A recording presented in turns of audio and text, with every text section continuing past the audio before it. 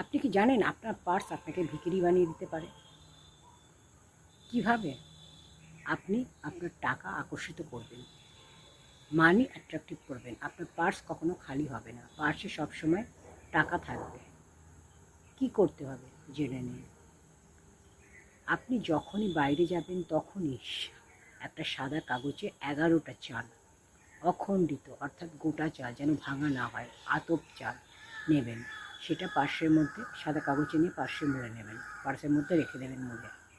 আর পার্সের মধ্যে কখনো কোনো ছেঁড়া ফাটা নোট রাখবেন না।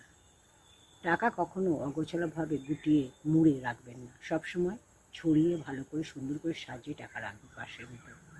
আর পার্সের মধ্যে কোনো অপ্রয়োজনীয় জিনিস, যেমন কোনো কিছুর বিল, কোনো কিছুর টিকিট, এগুলো রাখবেন না। মৃত ব্যক্তির ছবি বা কোনো প্রিয়জনের ছবি, এগুলো রাখবেন না। এগুলো থাকলে আপনার কিন্তু টাকা হাত থেকে বেরিয়ে যাবে, মানি ব্যাগ খালি হয়ে যাবে। আপনি আপনার পার্সে মা লক্ষ্মীর ছবি রেখে দিন, দেখবেন অর্থ কীভাবে আপনার আসছে।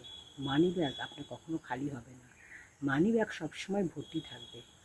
অর্থ আকর্ষিত হবে, মানি অ্যাট্রাক্টিভ হবে, মা লক্ষ্মী ধন আকর্ষণ করবেন। তো এই নিয়মগুলো মেনে চলুন, আপনার মানি ব্যাগ সবসময় টাকায় ভর্তি থাকবে।